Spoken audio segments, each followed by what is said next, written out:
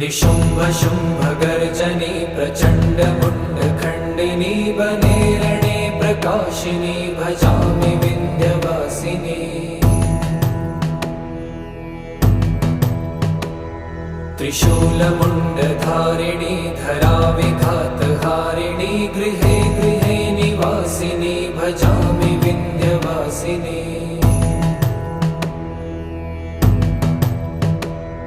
दरिद्र दुःखहारिणी सदा विभूतिकारिणी वियोगशोकहारिणी भजामि विन्ध्यवासिनी।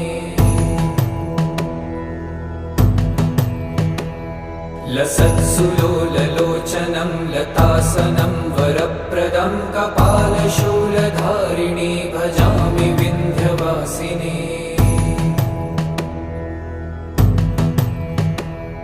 कराब्जदानदाधर